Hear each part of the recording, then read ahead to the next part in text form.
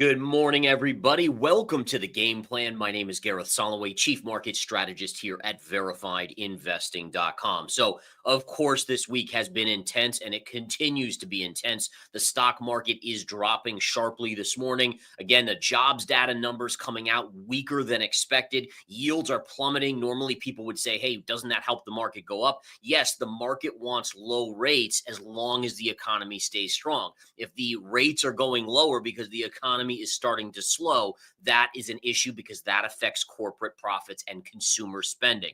So let's take a look at those numbers first, then we'll go over earnings. We can see non-farm payrolls coming in at 73,000 versus the 106 forecast. Unemployment rate 4.2%. That inches up 0.1% from the 4.1% last month. Participation rate. Now, not a lot of people talk about participation rate, but this is important. Participation rate is how many people are participating in the workforce, essentially, or looking for a job. Once they stop participating, it tells you that they feel hopeless, like they cannot find a job.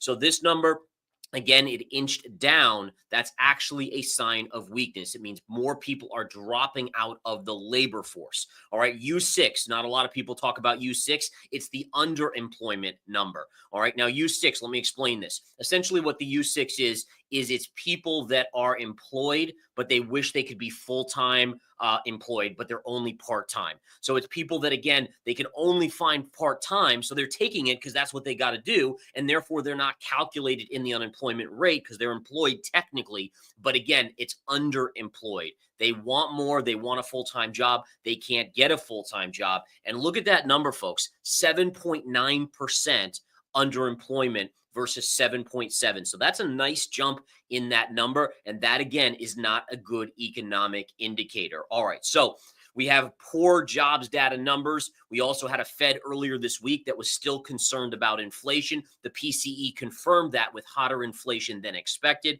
And then obviously we've had earnings galore. Now, yesterday, we had major earnings from Microsoft and Meta. And I said, guys, watch the markets. We've seen a market that generally opens up and it sells off. That's institutional dumping. 101, guys. It is just what it is. I've been doing this for 26 years. I'm trying to give you guys the heads up and the alerts. And look at what happened yesterday. Great earnings from two of the mega trillion-dollar market caps, and the market still sold off. So let's get into the charts here and take a look. Where are we right now? Here you have the S&P futures falling overnight after the fall yesterday. And again, you could see that dramatic rollover here as, again, Trump imposing more tariffs, or not in more, but basically ratcheting up any country that didn't essentially reach an agreement or is not near an agreement, got slapped with higher tariffs in the overnight. And again, the market's responding. But in all fairness, this isn't just the tariffs, right? Let's be fair. I want this to be crystal clear. This isn't like Liberation Day 2.0. We all knew this was coming, and these rates aren't as ridiculous as what we saw on Liberation Day. What this is inflation is going up and the economy is going down, and that spells the risk of stagflation. Not good for corporate profits again, guys. Just a heads up on that. Okay, so let's go to the daily S&P chart here. Let's flip over. What we have here was a beautiful warning sign based on a break that occurred about 2 to 3 weeks ago right here on June 16th. We still continued to grind up. But what did I say to you guys in these game plans? I said, guys, we are now hanging off the cliff. We're hanging off the cliff here because we don't have any more support levels below, right? This was your last uptrend support from the recent rally from the Liberation Day, April 7th lows. All the way up here, we broke that last line. Now that line becomes resistance. In addition, take a look. Parallel channel from the low from October 2023 to the April 7th low to our highest point right there. And all I did, by the way, was I simply just connected those two points, and then I raised the parallel up to that high, and I said, all right, that's the spot. Let's watch to see what the market does. Parallels are powerful. Sure enough, we opened right at that level, and look at the sell-off in the S&P yesterday and continuation today. Now, listen, I want to be crystal clear on this for all those people in the back of the room. This does not mean the markets are going to go straight down, right? You'll probably have a couple down days, and then you'll have the buy the dippers come out and rally the market up, and the bulls will get in charge again. And then, in theory, especially with this candle yesterday, we should see another rollover and lower lows. Now, a couple indicators of that. Let's talk about them. So, number one, anytime you have these gap ups, and this is something I pointed out yesterday, you have a gap up here. This was on Monday, and we sold off to the flat line.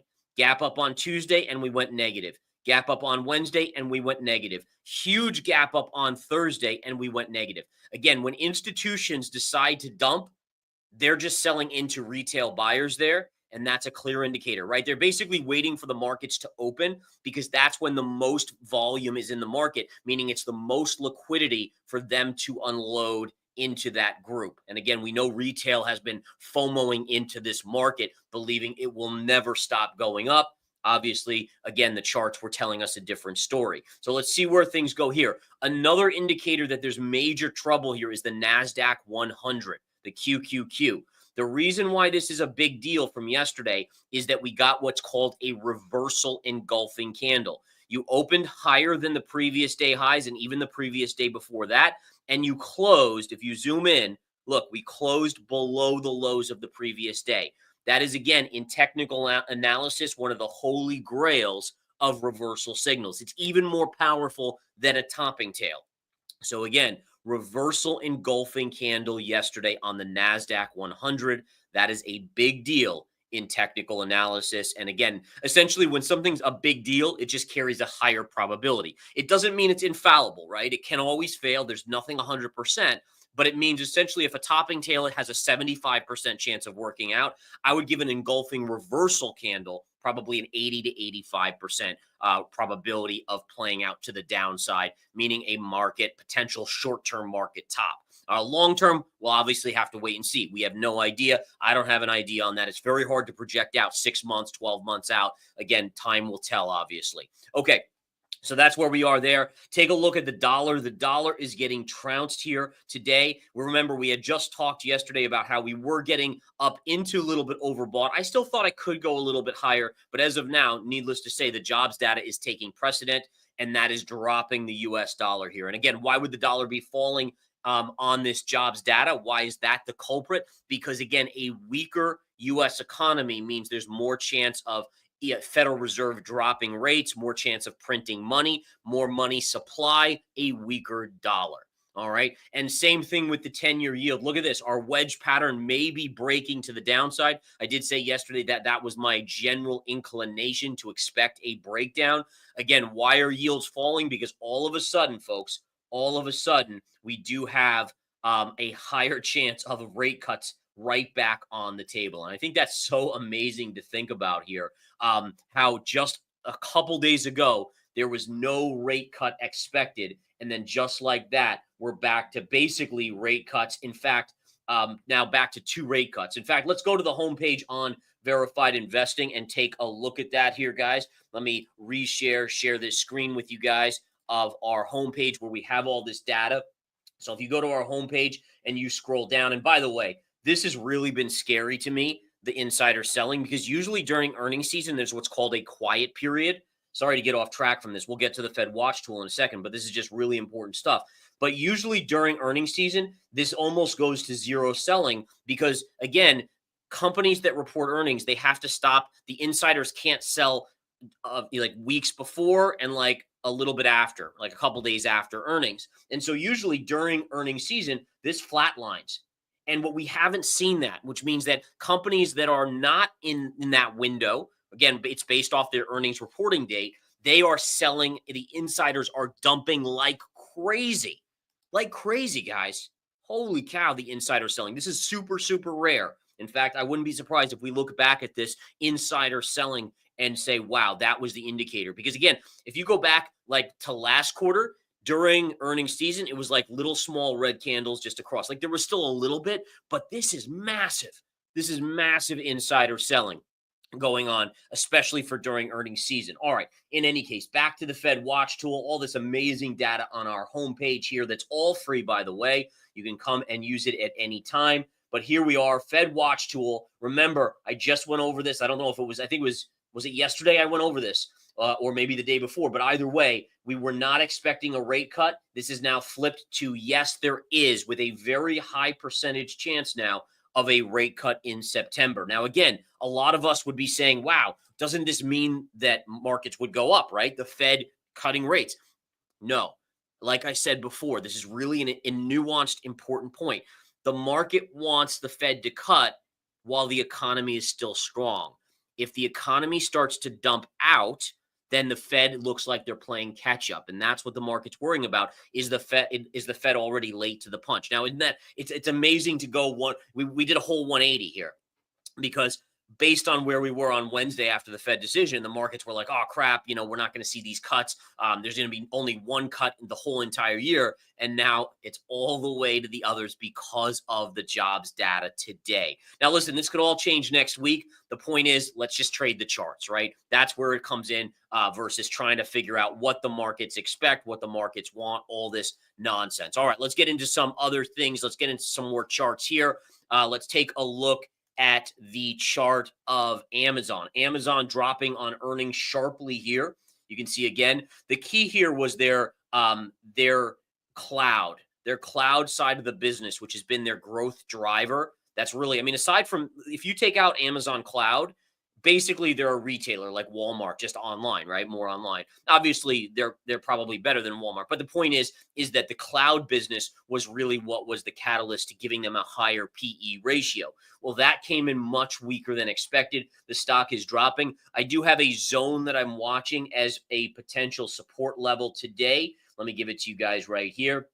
So basically right here across right around 212 down to gap fill right here at 208. So this zone right here, to me, this will only be a day trade for me, but this will be a level that I look for in the live day trading room today with other members that are going to be in there.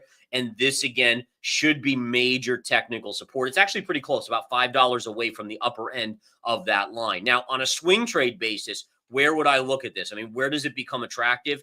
I would stay the heck back for a while. If you look at this, I would take your low from the bear market of 2022, early 2023, stretch it up to the low point from April 7th right there. And that, to me, would be a potential swing trade. And that's a lot lower. I get that, guys. Well, listen, I guess it's from now, it's only about, 25, 35, 40 bucks or so below, maybe a little over 40. But the point being is that I would start, if we fell all the way down here, it might be a nibble opportunity there as a good upsloping trend line that has marked the major lows, this major low in 2022 and this major low in April of this year. And so it makes sense that if you hit that level, probability, which is what we deal with here at Verified Investing, would indicate a potential bounce. All right, a swing trade bounce at that. Apple is up on the day. Not a huge move, about 1 to 2% move here. For the most part, their numbers were really good. The bar was really low. And keep an eye, right? I always talk about if a stock has gone up 100% in the last quarter going into earnings, even if they report amazing numbers, the odds are it might gap up, but then it falls, right? All right. So again, we've seen that over and over and over again. On the other hand, you have Apple here, right? And Apple, basically, it's been an underperformer. Look at this. This is the chart since the April 7th lows. It basically, the point being is that the expectations were very low. They beat those low expectations, and therefore the stock is up. Again, it's not up a lot. You can see it closed at 207. It's up basically $5 on the day. But again, in terms of a trading level, no, I don't have anything. If this were to dump all the way down to like 195 or so down here, yeah, of course, but I'm not expecting that on Apple. Same thing here. If it rallies up to 224, there is a gap fill. But again, I don't expect Apple today to make that push. Coinbase getting absolutely annihilated. We had this short in smart money stocks and ETFs.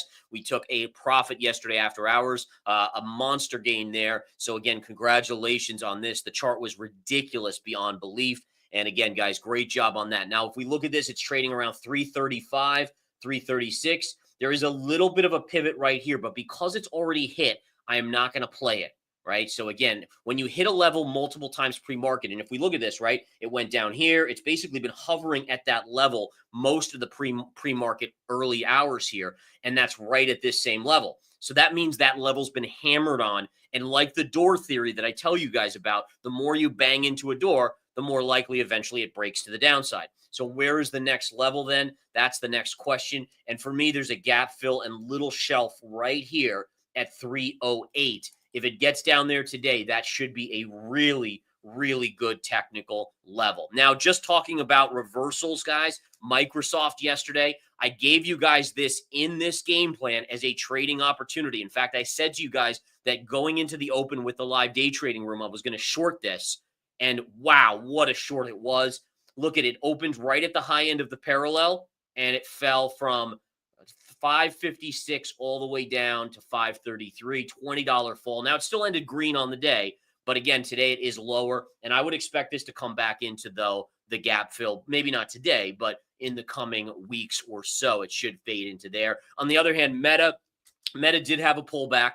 Just didn't quite get to this upper trend line here, which again was really the gravy. That was going to be the best level. I did not take a trade on this yesterday in the live day trading room, but it would have worked out either way. It did pull back off of that, and it is trading lower today as well. All right, quickly, I want to show you guys the semis. The semis had a big dump out yesterday. They are sharply lower again today. Notice again, you have your wedge break. You're float up. But remember, this is hanging off a cliff because there's no more underbelly support once you got below here. And now we fell yesterday. And today, just like that, we're trading right back at this area here. This level, this 282 will be support. But again, I don't know if it will hold. This will be a big level here. And again, you're going to hear a lot of talk about recessions. You'll probably hear some about some tweets aimed at the Federal Reserve this weekend. I would not be surprised at any of that. And again, I would dare say that, you probably do, assuming we don't see a resurgence in data, economic data, you probably do get a cut in September now based on the jobs data. Again, I showed you the participation rate, the U6, all of these data points, guys.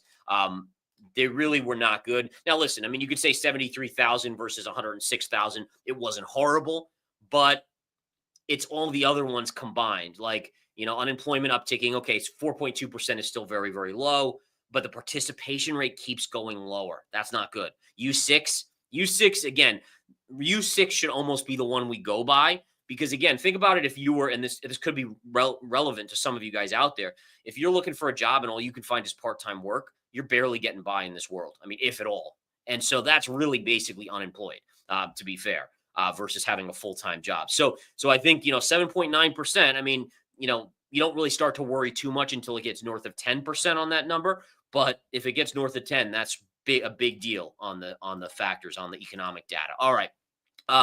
Let's go through some of these other ones here. Bitcoin today, guys, we did see finally a close below. I've been warning people that the topping tail takes precedence. While again, you could make a case that, okay, this is a bull flag if you didn't have that tail. The technical analysis that I teach and that I've kind of basically utilized for 26 years has shown me that it's the most recent indicator that you base your pattern off of.